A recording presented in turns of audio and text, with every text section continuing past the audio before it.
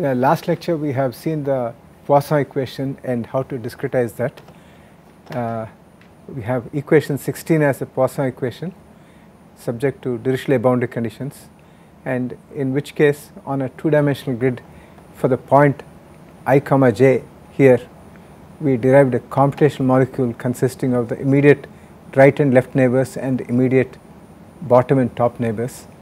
And in the case of a boundary, we considered three different boundary conditions: the Dirichlet boundary condition on which the value of the variable is specified, and a Neumann boundary condition in which the gradient, normal gradient is specified, and we also considered the convective boundary condition, for example the heat flux given by a convective heat transfer coefficient specified, and a bulk value of the variable specified. And in each case we were able to make use of the boundary conditions to develop an algebraic equation for the boundary points. Okay, this is using a first order accurate scheme, a second order accurate scheme. In the case of a convective boundary condition, we had a slightly different form of discretized equation for the boundary points. So in this way we have seen that making use of finite difference approximations, we can convert a partial differential equation into a set of algebraic equations. In today's lecture, we are going to look at the discretization of the time domain. So far we have looked at the spatial derivatives, but our Gaussian equations also have time derivatives, and we would like to see what additional complexities, if any, arise in the case of discretization of time derivatives. So let us consider the unsteady heat conduction problem given by equation 18 here, that is dou T by dou T, where capital T is the temperature equal to alpha, which is the diffusivity, which is taken as 1 in this particular case, times dou square T by dou x square. So it is a one dimensional unsteady heat conduction problem with a thermal diffusivity equal to 1. So if we have this, then of course the problem is fully specified only when we give the initial conditions and the boundary conditions. We will come to that, but now we have T, the temperature, as a function of both x and t. So we denote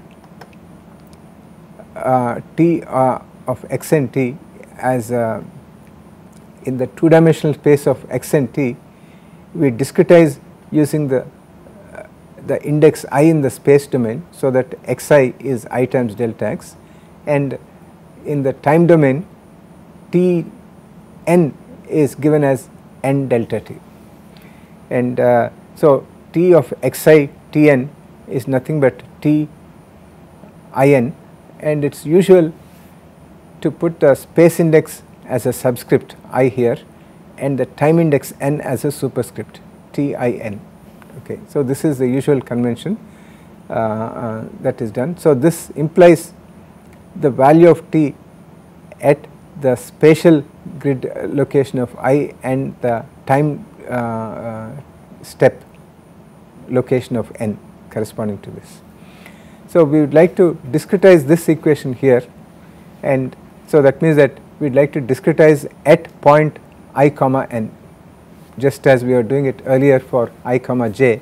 Here we have I comma n, where n superscript indicates the time index. Okay, so on both sides we are evaluating the derivatives at I comma n and I comma n like this. So if we look at the left hand side, then we can write a simple forward difference like this: Ti n plus 1 minus Ti n divided by delta t. And so the first derivative dou T by dou T at I comma n is given as temperature at I n plus 1 minus temperature at I n divided by delta t, because it is a variation with respect to time here. So the index n changes from n plus 1 to n.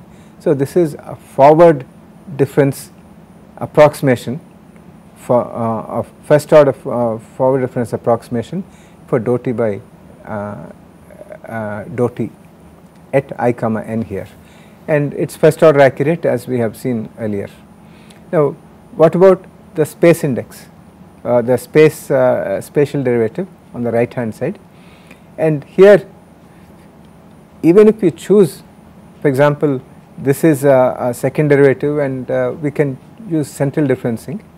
So we can use central differencing for this, but even then we have certain choices to make.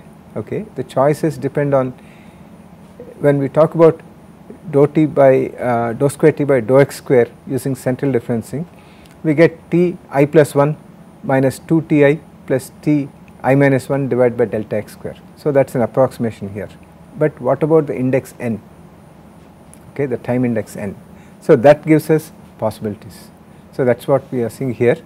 For example, we can write dou square t by dou x square at I comma n as t I plus 1 n 2 t I n t I minus 1 n divided by delta x square plus terms of the order of delta x square. This is a second order central difference approximation for dou square t by dou x square at I comma n.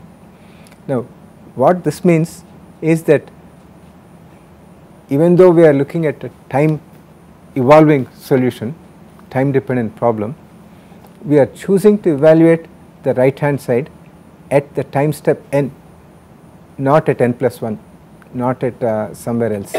So this is one particular choice that we have made here. Okay, so this is consistent with our earlier choice of not disturbing the n while changing only I because it is a space index. Okay.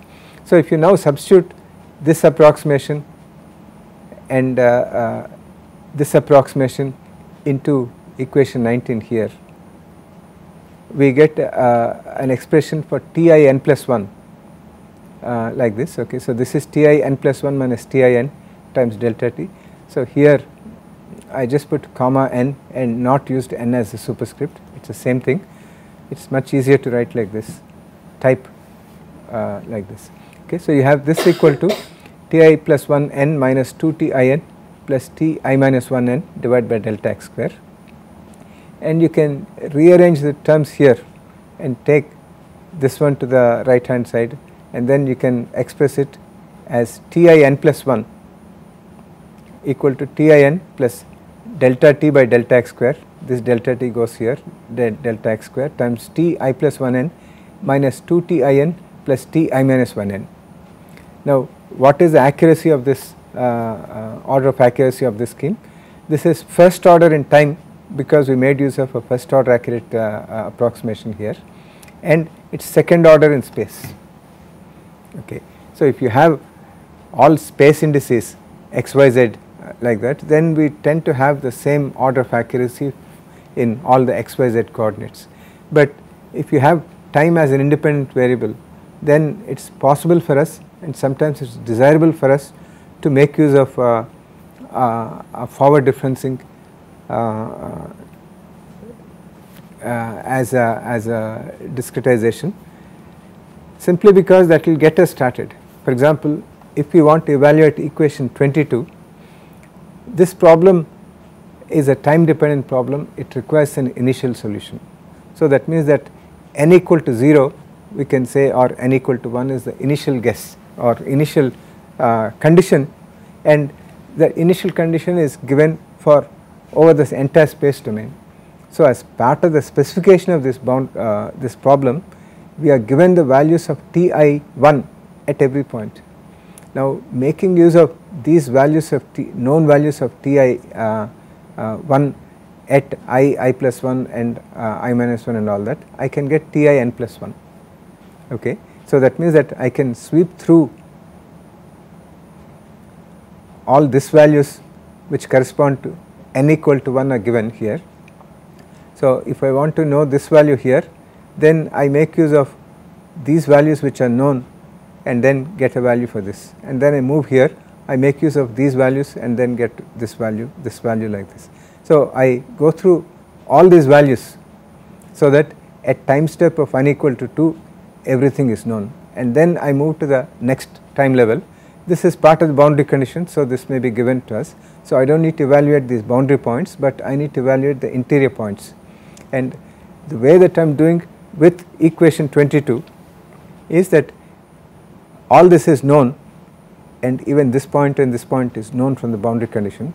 So, in order to do this, I can make use of known values of Ti at n in order to get this, and then once I get this I move on to this, and then I solve this and then solve this. So, I evaluate this one first, and then hop from in the x direction from I equal to 1 or I equal to 2 to the end point depending on what type of boundary condition is given, and then after sweeping through all the spatial nodes at that particular time step, I move on to the next time step.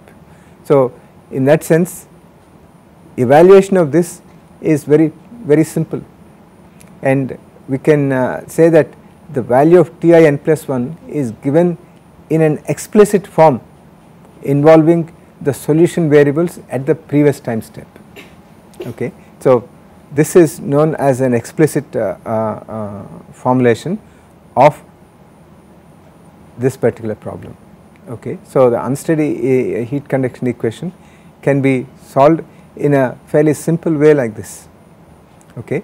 But we can also choose to evaluate the right hand side dou square T by dou x square at In in terms of the values at n plus 1.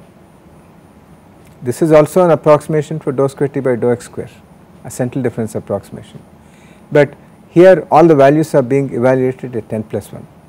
Now, if you do this, if you were to do this, then and substitute this approximation and this approximation into the equation 19, then we would get an equation like this: Ti n plus 1 minus Ti n divided by delta T equal to Ti plus 1 n plus 1 minus 2 Ti n plus 1 and Ti minus 1 n plus 1 divided by delta x square. And by rearranging all these things, we can get 1 plus 2 delta T by delta x square times Ti n plus 1 equal to Ti n plus delta T by delta x square, Ti plus 1 n plus 1 plus Ti minus 1 n plus 1, and the order of approximation is still second order accurate in space and first order accurate in time. Okay. So, there is no difference in the accuracy between this formulation given by equation 21 and this formulation given by equation 23. They both, from an accuracy point of view, they are the same, but from an evaluation point of view they are very different. In the case of Ti, in the case of equation 22 here, Ti n plus 1 is given explicitly in terms of all known values corresponding to the previous time step. In the case of 24, equation 24, if I need to know, if I want to evaluate this, I need to know this is known, and I need to know this Ti plus 1 n plus 1. Okay. This is not known because I am still at step I here, Ti minus 1 n plus 1. So, if we go back to this grid here, so if I want to evaluate, for example, this one here, then this will involve the value of Ti n here. This is known from the initial condition, but it will also involve the left neighbor at the same time step and the right neighbor at the same time step. Okay. So, if I am coming from this side, I may know the left neighbor, but at this stage when I am here, I do not know the right neighbor. So, that means I cannot explicitly evaluate this, I will have to wait until this is evaluated. Now, if I want to evaluate this, I need to know this value and this value. Okay. So, I need to wait until this is evaluated like that.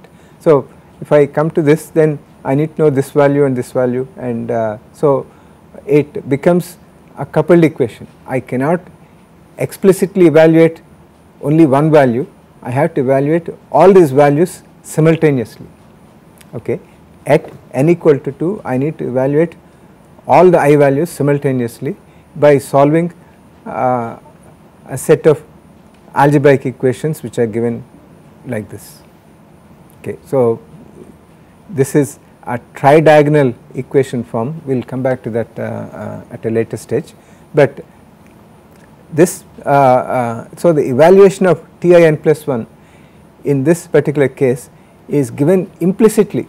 So, Ti n plus 1 is given implicitly in the form of other variables, whereas in the case of equation 22 it is given explicitly, and so there is a difference in the way that how we evaluate dou square T by dou x square makes a difference between an explicit solution or an implicit solution. And this is not all. We can also evaluate in a different way. For example, we can put Tin equal to Tin minus 1 plus Tin plus 1 by 2. So, we take the average of the two and then we get a different expression here. Okay. So, now if you look at this using a Taylor series approximation, we can show that this is second order accurate in time and also second order accurate in space. Okay.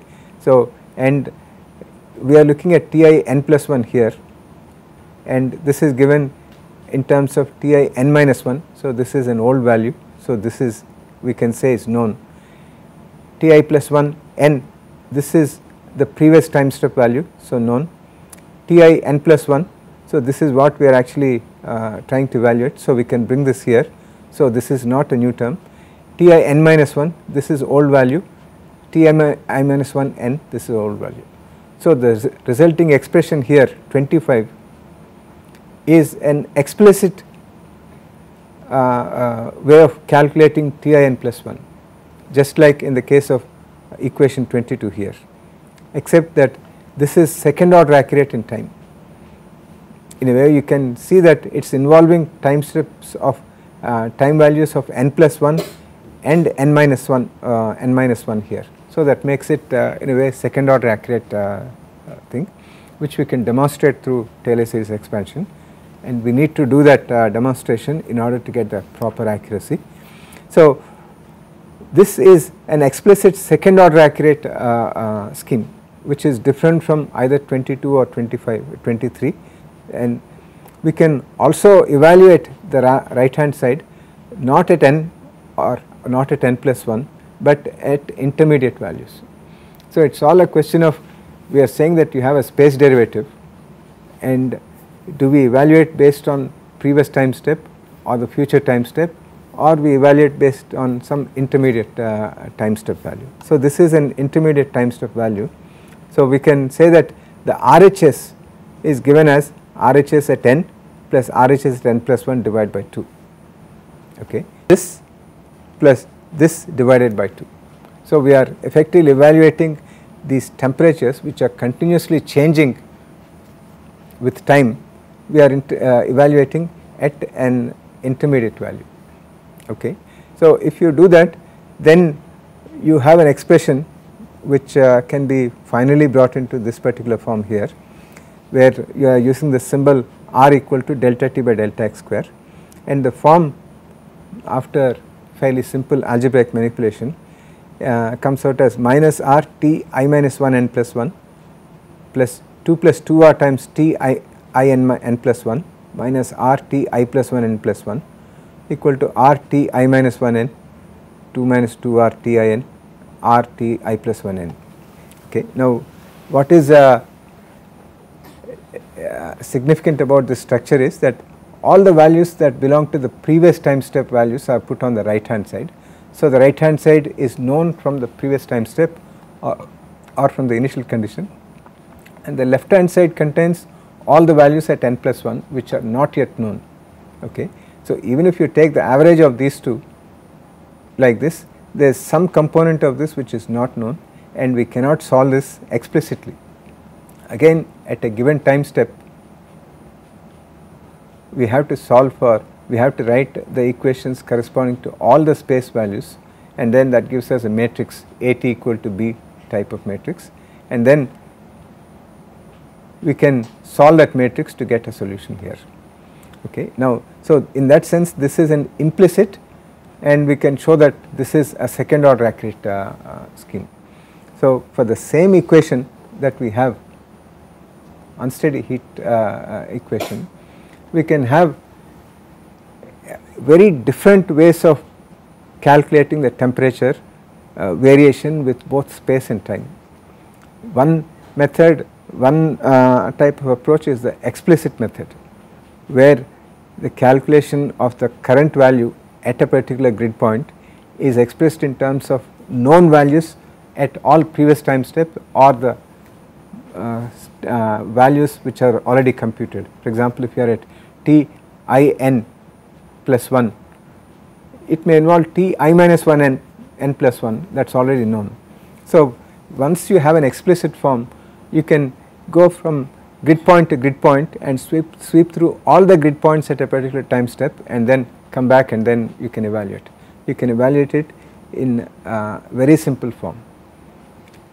The other case involving the evaluation of the right hand side term either at n plus 1 or at some midway point or in some other intermediate point, a weighted average point like that, all those things will result in an implicit form, and implicit form requires a matrix solution in order to get t I n plus 1, whereas an explicit form does not require a matrix type of solution. So there is a difference in the way that the two solutions evolve, and that is summarized here. So when we are looking at time discretization, when we are looking at time dependent problems, we have the possibility of an explicit evaluation of t I n plus 1 or an implicit evaluation. Explicit methods are simple to program and allow marching forward in time point by point from given initial condition. Okay, implicit methods are more difficult to program and require simultaneous solution of algebraic equations at each time step to get the solution. So because you are looking at a matrix solution, then it is a slightly more complicated. Now one would say why we want to have explicit methods or why we want to have implicit methods. At this stage we have not brought into play the concept of stability. We can intuitively understand that in the case of explicit methods we are depending on old values or the variables in order to estimate how the temperature evolves. It is like trying to make a forecast of next year's budget plans based on this year's or previous year's performance. So past performance is always not a guarantee of future success. So this is the rule of stock market everywhere, and so that means that we cannot take too large time steps. If we do that, then there is a potential trouble that is in store in many cases. So that is expressed in the form of stability constraint. So most of the explicit methods suffer from the stability problem. Okay, implicit methods have a certain constraint in the sense that the spatial variation of t is evaluated at n plus 1. So balancing both sides is going to be much easier, more accurate, and it usually will not lead to stability problems. So in that sense there is definitely an advantage in going towards implicit methods because you can use large delta t without having to worry about stability, whereas explicit methods, because you are forecasting based on previous performance, you are limited to taking small time steps, and that creates that means that in order to find out what is the state of the system at say 10 seconds or 100 seconds, with an explicit method maybe you will have to take 0.1 or 0.01 time step. With an implicit method maybe you can take one time step of 1 second, and then you can get there quickly. But at each time step you will have to solve a matrix equation. So there is a difficulty in terms of solving at each time step, but you can take larger time steps. We also have to keep in mind that whether it is implicit or explicit, the accuracy of the time derivative approximation dou t by dou t, okay, that depends on whether it is first order accurate or second order accurate. Even though implicit method allows you to have large time steps,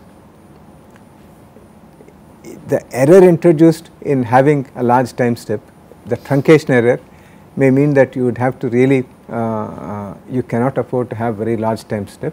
From an accuracy point of view, you will have to reduce to a small time step.